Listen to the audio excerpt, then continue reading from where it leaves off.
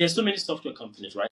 We're getting to the point where software is becoming cheap, you understand? So to an extent, just offering software is almost not enough now, you understand? So there needs to be a framing message, which is technically called offer. So my question is, how do you frame your, because just telling someone, hey, I build software, or I will help you build a web app, or I will, all right, I'm not going to do an intro because it's not like it's a series or anything. So it's just free form, freestyle podcast. I think obviously the key here is just you and I having a conversation as opposed to just trying to make content. Trying to make content is secondary.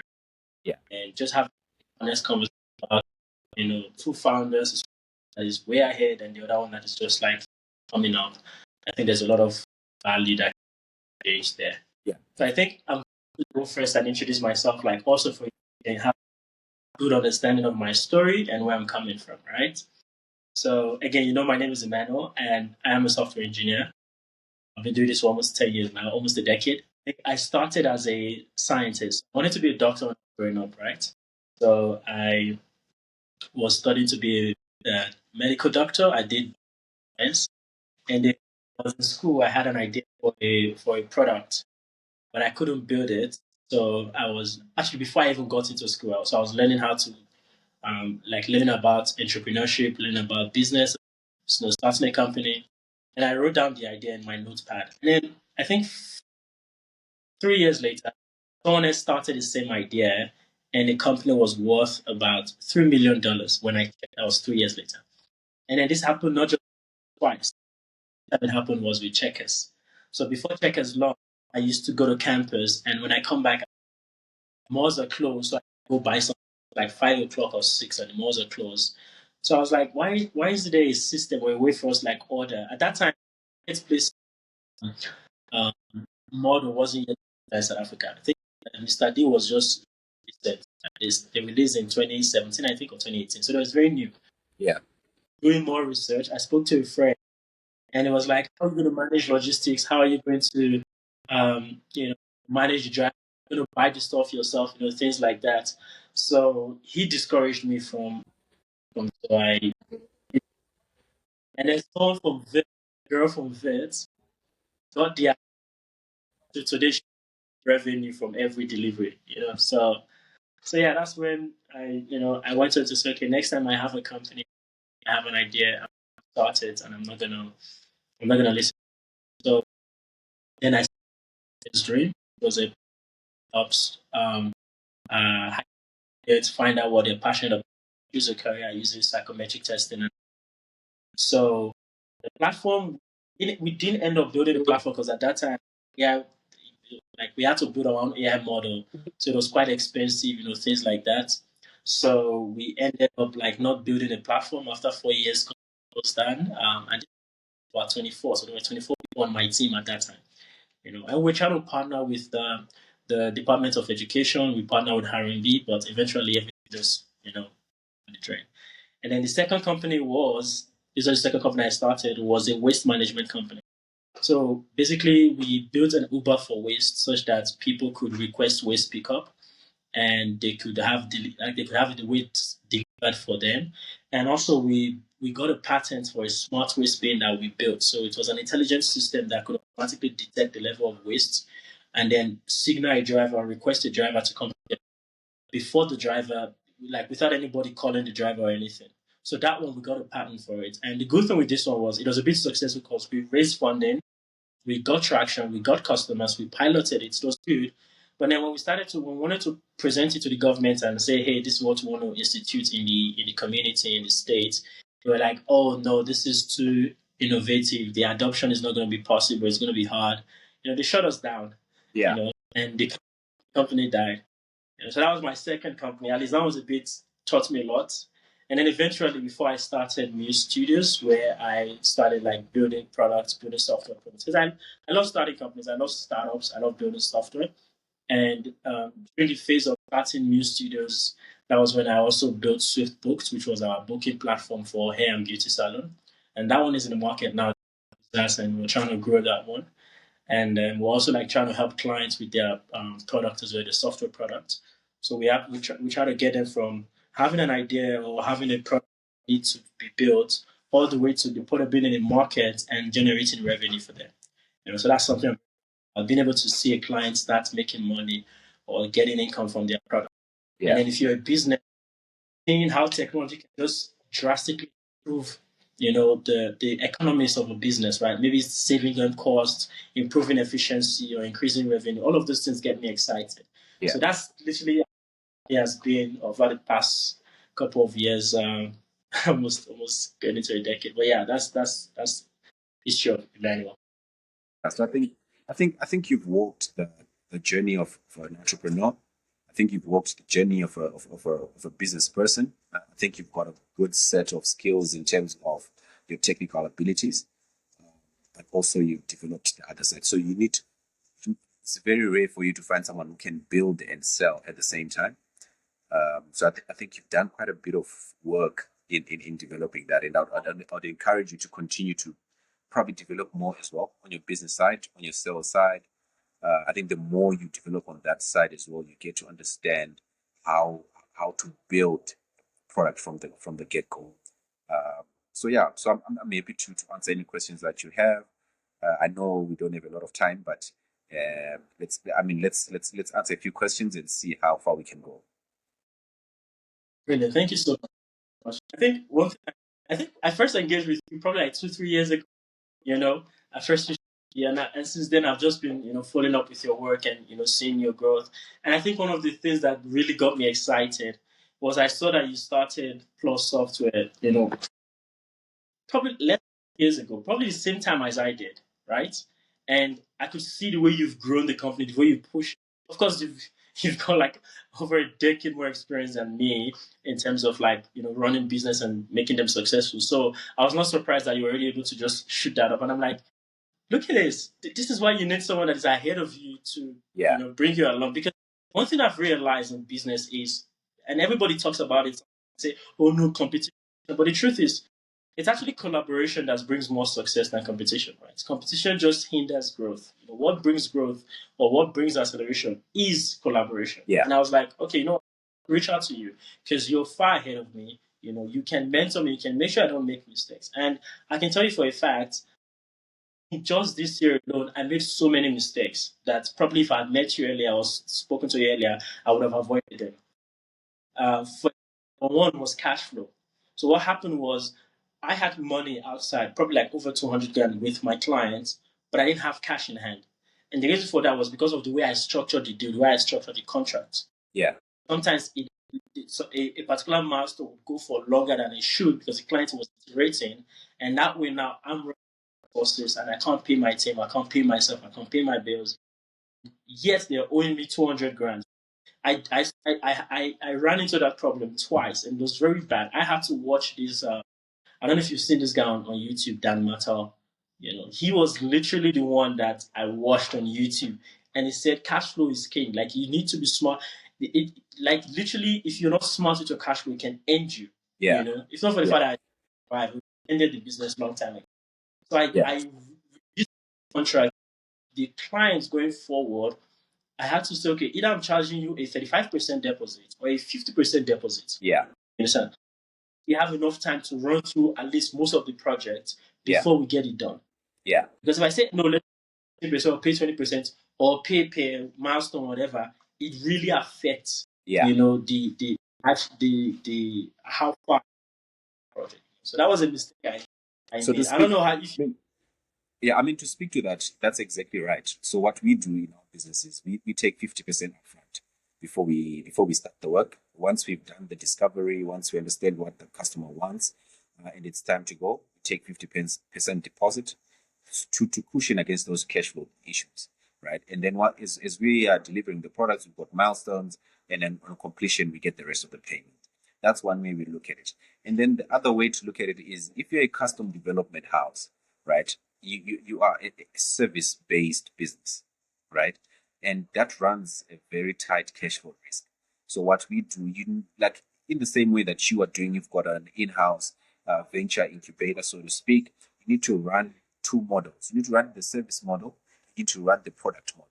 The service model is your custom software development, where you're offering this to other businesses, creating solutions for their business requirements, but you've got also your own internal ideas that you're developing and you're putting out to market in the way of a SaaS product or a subscription product that helps you to show up your cash flow. So one of the things that we have done is we've said, okay, instead of us going and looking into the market for products to develop for other people's problems, what problems do we currently have internally that are hindering our growth, right? So we identified about 3 or 4 different areas where our growth was slow. So we said, let's develop internally products that address these growth constraints, and hopefully these will be the same growth constraints that other companies will have, right? So now it's a double-pronged approach with the service model and the product model. Develop products in-house that we are using to actually scale the business, but we can also go out into the market and sell on a subscription basis, right? And then the idea is in the medium term to long term is to fully pivot to the product model, where, for example, in the example of companies like Ramp, right? They don't do custom software for anyone. They've got their own product.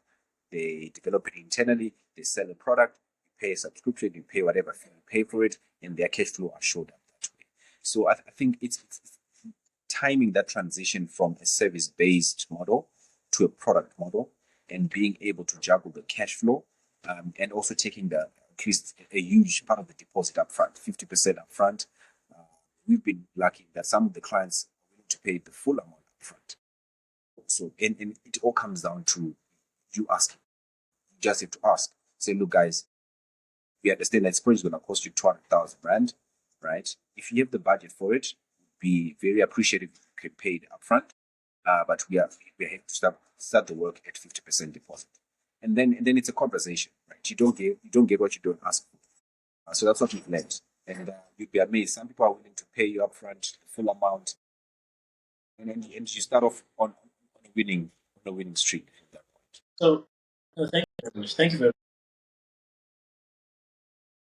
So, for the first question, the question is: have you ever come across clients that maybe, for example, they say, okay, cool, I can't pay 50% deposit. Can I pay 35% deposit? And we agree to a certain retainer-based or monthly-based payments. Like, do you ever have those kind of negotiations? Yes. So we actually have a client that we actually onboarded recently. So they are using 2 of our products. One of the products is custom, so they pay the 50% deposit and we go to work. But then the other product is a retainer-based product. Right? So they pay the retainer and they pay the 50% deposit. So that's possible. If you can create a mix within your business where you have, yes, 50% knock on, and you've got that retainer that comes in every month, it comes down to your product mix. You need to think carefully around your product mix and say, okay, what can we put on retainer so that we don't scramble at the end of the month to pay the bills? And what can we get lump sums off up front of 50%? Then now you're working around with your cash flow. Now you can actually start reinvesting into the business and to grow the business. Because if you don't reinvest in it, it won't grow. I'm totally against venture capital. I've been bootstrapping my whole life. I believe in you make the money, you reinvest it, you make the money, and you keep reinvesting until the flywheel is really going and the business is really scaling. Then you have options available to you. Quickly, because I've often heard people say reinvest in your business. When you say that, what are you talking about? Are you talking about money paid? Like, what is reinvestment you make back? So when I speak of reinvesting, what I'm really talking about is you need to focus initially on the centers that are generating revenue. That's where you reinvest first, right? If for example you need to grow your sales team, if you need to subscribe to a tool that helps your sales process, if you need to invest in something, it's usually initially sales and revenue focused reinvestment, right? And one of the key things after that is once you've gotten your sales flywheel going, it will automatically create more demand and more work for your business. So the next step in your reinvestment model is your team, right? And the more you start investing in your team, you're then able to then scale the business. You really cannot build a business by yourself. By reinvesting in your team, so number one, how we reinvest in the team is in upskilling the current team, and number two, getting new people onto the team. Once you do that, you keep investing in those two areas, you scale the product, and then after that, the next process after reinvesting in sales, reinvesting in your people, reinvesting in your product, is reinvesting in now corporatizing the business and putting in proper corporate governance structures in place, systems and processes. And what we do, what I like to do, I've got a very close contact of mine, very close friend of mine who's an expert at this. He's a consultant. He comes in and he looks at the business and say, look, okay, it's a mess in here. Let's create the structure. Let's create the systems and the processes. Who's responsible for what are the roles and responsibilities? What are the silos? What are the departments? What are the process flows? Up to a point where we have now a process manual, a handbook that we give to every new hire that comes into the business and says, this is the process manual. Go through it, understand how your particular department works and the processes in there. Also have a familiarization with how the rest of the business works. So that when you come in, you know exactly how the machine works.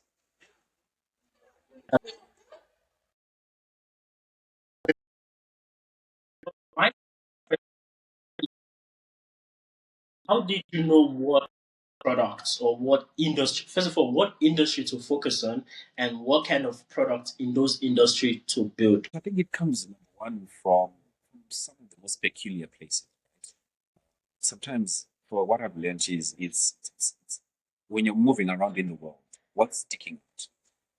What's inefficient to you is you use it, right? That's number one. Number two, I've built businesses around what people have asked for.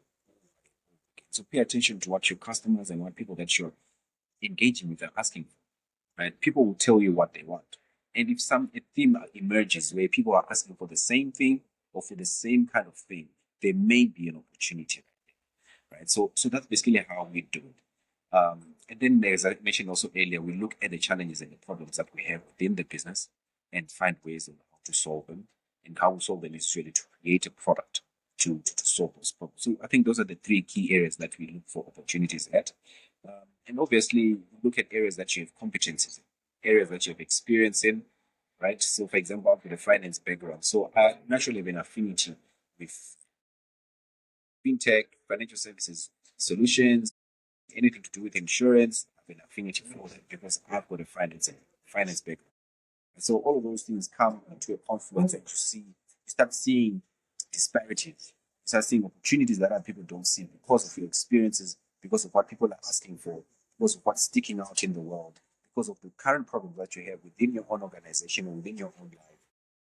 And then you solve for it. Really, that's basically how we look for opportunities, and then we then grade them. Now you're looking at scale. Is this a business that can grow to be a very big business? What are the margins in this business? What's the market size? Who are the incumbents in that market? Can we compete? Do we want to compete? All those questions then come through, but they've identified a couple of opportunities to get involved. It's more on the, okay, you found the products, you found the industry, right? So two ways. First of all, your current products that you have now, are they revenue generating one? And if they are, how do you split your team across working on those projects and working on clients' projects? Because I know you said something about if you want to compete. That means, are you thinking to yourself, do I want to be a market get some cash or just get some market share? Right. So at the moment, we have a few products of our own in the pipeline. We're not actively working on them. So as I mentioned earlier, we operate fundamentally on a bootstrap model. And so what that means is we need to be able to make money first before we invest in our own product service.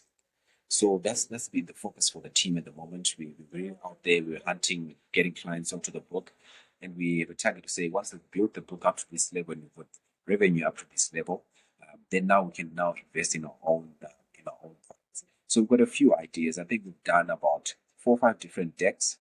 We have done research around them. We have done market analysis around them. And some of them we've sent out into the market to get feedback from connections and contacts. And yeah, but as soon as we get the funding mix right, we're ready to invest. You're trying to raise funds for those ones first before you know, push the pedal or get some gas on it. Yeah, exactly. Did you get any validation or like test, maybe get early traction so that, because investors in Africa especially, they don't just give funding based on like an idea. Like if you say, okay, this is what I'm working on, they most of the time they are very hesitant to give you an idea. So they want to see either people have shown interest, people have bought or whatever before they can give you money. So how are you handling that? Because already startups itself that are focused, product focused startups are already like struggling. So Yeah. how are you doing? How are you competing with them? Yeah, so we've done a bit of market validation. So what we do is, I mentioned, when we create the deck, done our research and analysis, we send out to cherry-picked individuals within our network to look at these opportunities and to provide feedback. Right?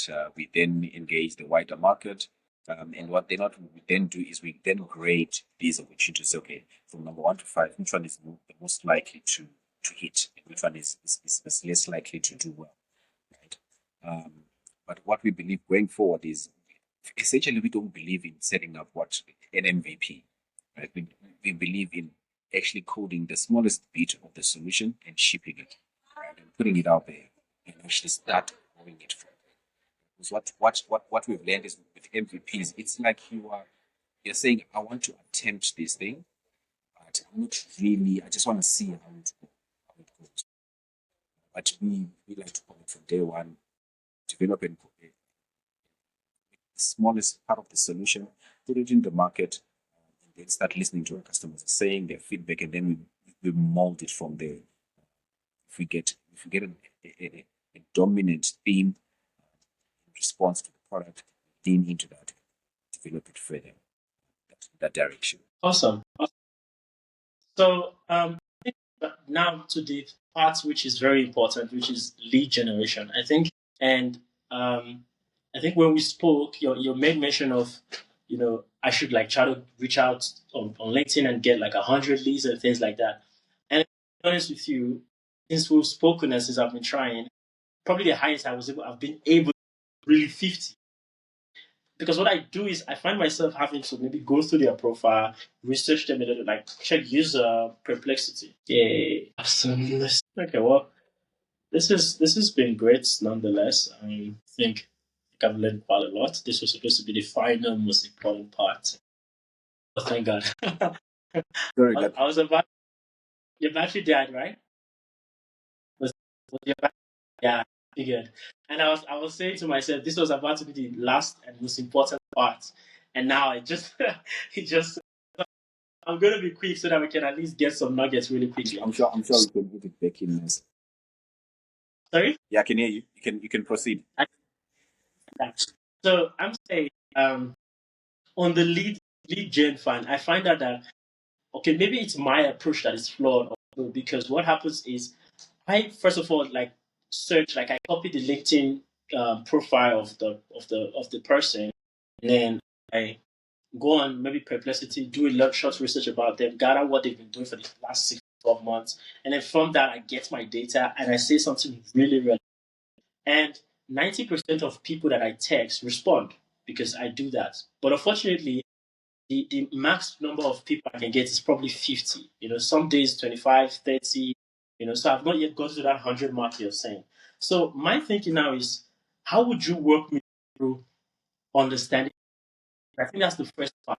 I can always only target my ICP for now. Of course, I know there are opportunities for that might not be your ICP in conversation. You understand? You never know what will come. But at the same time, I first want to at least target my ICP. If you can walk me through how I can figure out my ICP like on paper and on based on people I've worked with, the founders and the business that I've worked with. Yes. How do I search for those people on LinkedIn? One, what kind of actual message would you say to them? I name next you, and then something based on what I've researched, or just say how's it going, or I'm looking forward to collaboration. So those are the two. Either how's it going. People don't have to respond to how's it going a lot. Same with looking forward to collaboration. They don't usually respond. But the third message, which is one that is very as they always respond. Even the CEO of Time Bank literally responded. Because I customize and personalize. So that's not I need your help and advice. And how do I go from, okay, Mano, this is how you find your ICT. I mean, who are the people you are targeting? And then this is how you message them. And this is how you now bring up the sales. Yeah. So it's not a complicated process, so to speak. So I think the initial point that you need to put out there is number one, you need to be at least visible on LinkedIn in some form or shape, in people's comments, in posts, in different things that you do on LinkedIn. People need to see you. People need to see that you're doing something. You don't need to be loud and you don't need to be in front of them every day. Right? That's number one. Number two, you need to actively grow your connections. LinkedIn has a limit of connections every week that you're allowed to send to different people. So what I usually max out every week. I'm sending connections. And I've already reached my max, right? So I already reached 30,000 connections on LinkedIn. And then what you do is when you connect with these people, once they accept your connection, the first thing that you do is send them a very brief message. I usually send a two-liner message. Thank you very much for your connection. So and so. Looking forward to working with you in the near future, right? And usually people just click one of those automatic message replies, say likewise or same thing. Something. What that does psychologically is that it creates a warm lead. It just didn't connect and just go quiet. And then when you then try to DM them, it seems awkward because you didn't engage when you connected, right? So that creates a warm lead. Right? And then what I then do as well is with LinkedIn, they tell you every day when someone has a birthday, they tell you it's so and so's birthday. I send a happy birthday. As often as I can, I send a happy birthday to people that I've never met, to people that don't know me.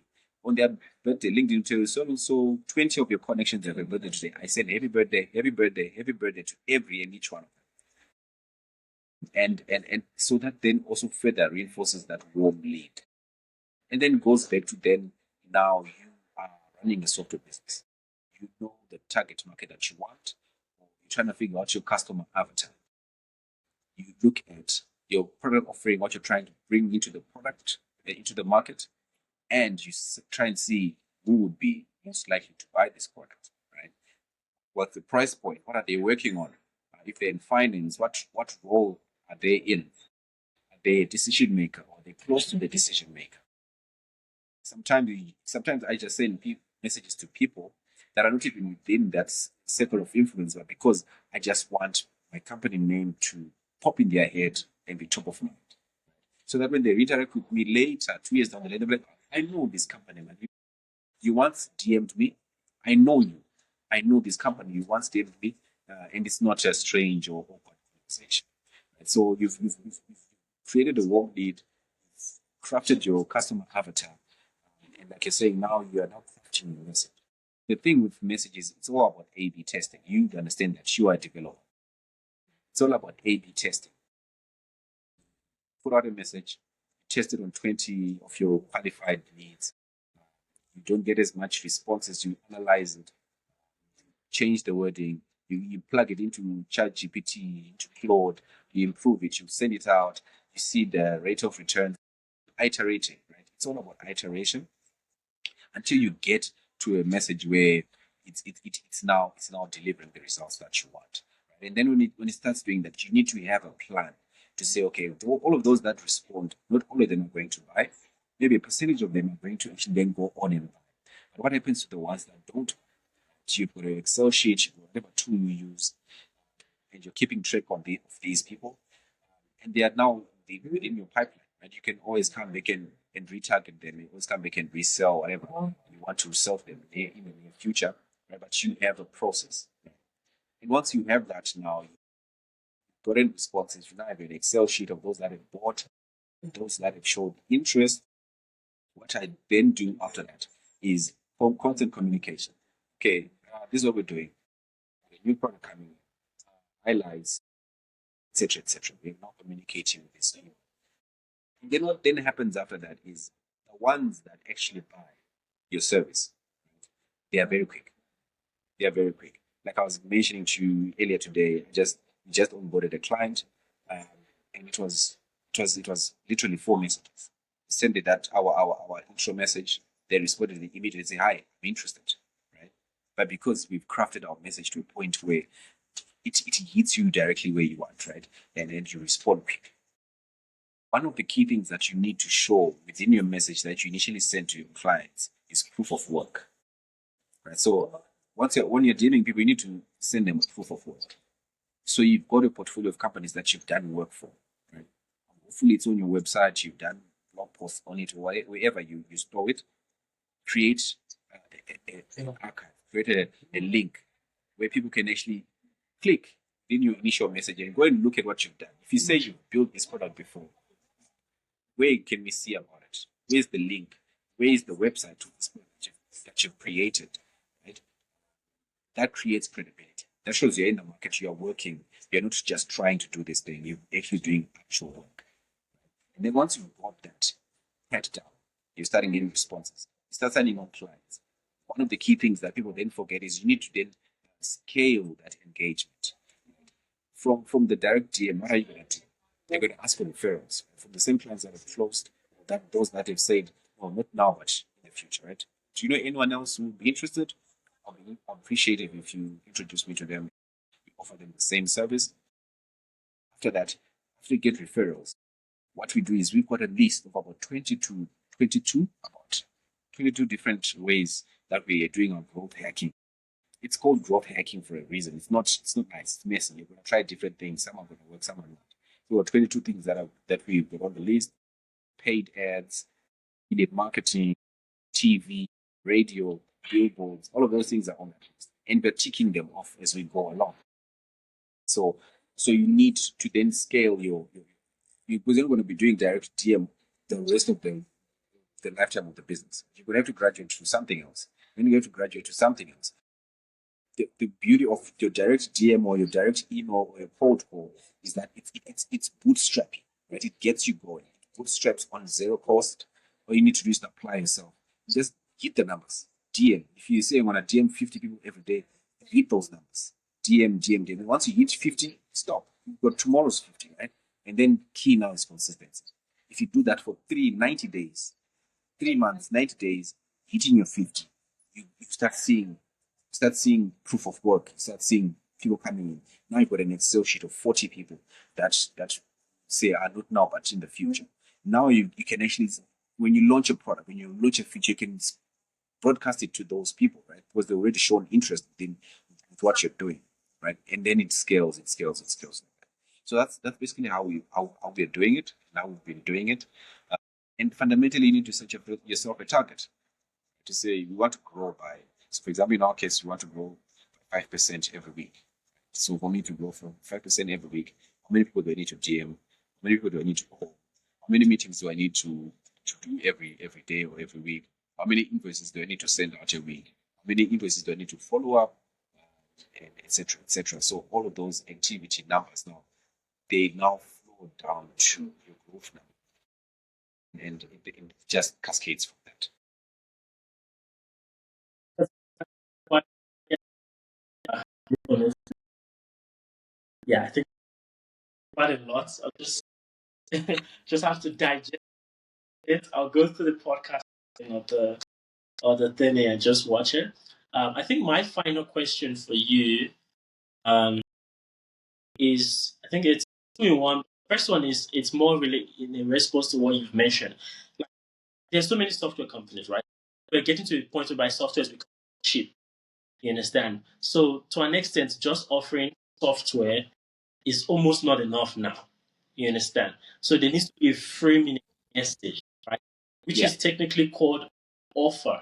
So my question is, how do you frame your offer? Because just telling someone, I build software, or I will help you build a web app, or I will, not enough. So we obviously I've never said that to anyone, right? I have a certain offer or framework that I use, but I'm curious, how do you frame an offer that positions you separately from other software companies or other typical people that are trying, even India, because people from India and also like messaging them, DMing them via sales navigation. How do you So, your like I offer? said, the offer needs to have a hook. Right? You have a hook. That's number one. When you bring out when you're crafting the message, you have your hook. You have your proof of work. Once you have the hook, so the hook is, for example, in your case, Hi, Tapelo. My name is Paul. Calling, messaging you from Plus Software Group. Our company recently has extra capacity to take on new projects, and we've been doing exceptionally well uh, in this kind of product. Right? If it's a conversation automation, whatever it is, we've been doing exceptionally well in this area of business. And so to prove, and these are some of the projects that we've done, and these are some of the companies that we have worked with. And then you put your link there to the companies or to the, and then you say, very excited to get on a call with you, probably discuss with you. And if you know anyone else that may be interested, please do let us know and we appreciate it. And then you say, looking forward to working with you. Kind regards. Four. It's a very short message, one paragraph, 4 or 5 letters, and it's done. Right? So you have your hook, you have your proof of work, and you've got your ask. Your hook is we have got free capacity and we are amazing, right?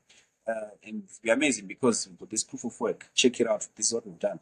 And my ask is, do you have any work for us? Do you know anyone who might have work for us?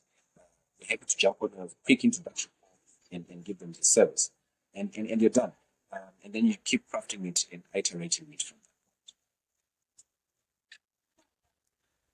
Um, so this is my what or growth for like um, in your mind, where do you see plus of on?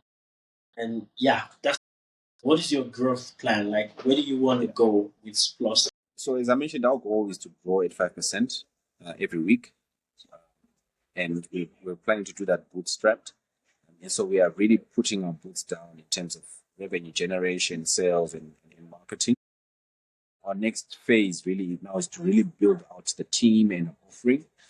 We're really moving stronger into the cloud computing space. Recently partnered with Cloud on Demand. We see an amazing opportunity there.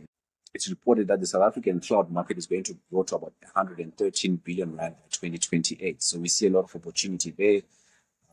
So that's where we're growing. Yeah.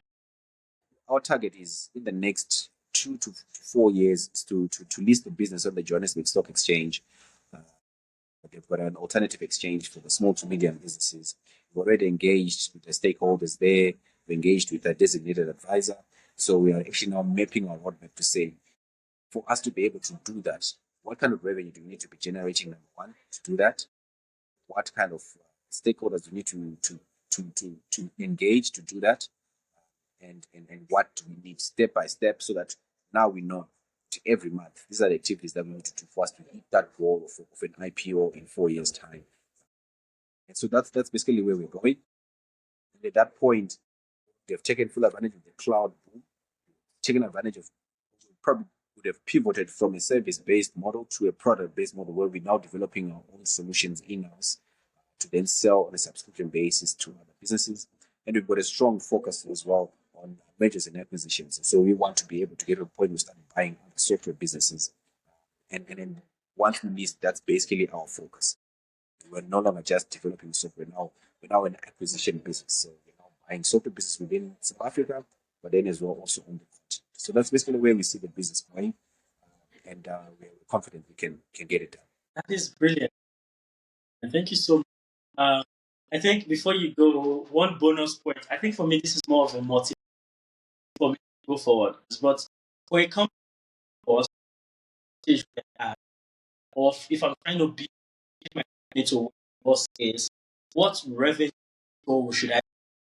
Yeah. So let's say, for example, you can tell by the year 20,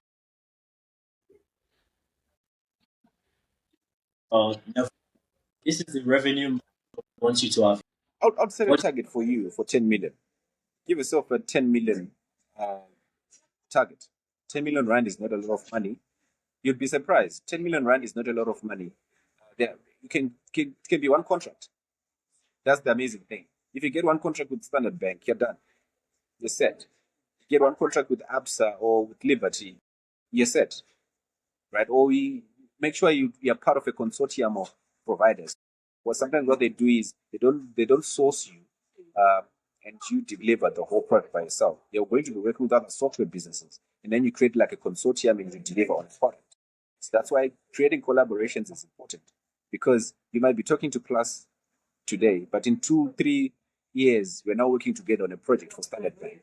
But because we have that relationship, so it's important. It's important to reach out to other software businesses and say, look, we are open to collaboration. We're still very small. We may not be there right now, but you never know where it may lead. 2 years down the line, you may be collaborating as a consortium on a very big project for a very big institution, and you'll be getting a big cut of a 200 million rand contract, right? So just broaden your horizons, engage other companies, speak with them, tell them what you're doing, and say, look, we're open to partner. If you've got small work that you want us to do, we're happy to do it. But this is what we want to do. We want to grow. We are capable, and we can get this done. Okay. 10 million is a good. To be honest, 10 million is a good number. My number, if I'm being honest with you, so my number this year was to hit 2 million, and next year probably around maybe 3 or 5. My plan, like five was going to be good, you know. So obviously I didn't hit my target this year, but I got close to an extent, you know. So there's still a to grow. Like I said, the unfortunate part, I don't have anyone to talk to about it, and I'm happy that, you know, at least I've got you. I'm in contact with you, so anytime I'm just running to stuff, I can just, you know, talk to you about it. Because if I had known, I would not have so many challenges that I ran in the past, and even like the cash problem, finance problem, contract negotiation, even legal. I think I'm sure you probably have like a legal team or a partnership with a legal, because sometimes relationships don't go the way you expect, and you need backings from legal. So I think that's also like invest a lot of effort. But yeah, thank you so much for and thank you for jumping on this call. That's been I think we can this maybe once a month or something, you know, and you know, see how it goes or whatever. I don't know. But probably we can schedule this maybe every Friday or something of the month, you know, just see how what content, but you know, see where we're at. Okay, perfect. No, thank you very much. But yeah, I appreciate it. It has been a pleasure. I'm very excited. I think there's so much to look forward to. Definitely. There's so much. Let's work. Appreciate it. Thank you very much. I think we'll catch you on the next one. Yeah, we will. All right. Cheers. Enjoy the rest of your weekend. Have a good one. Okay. Bye.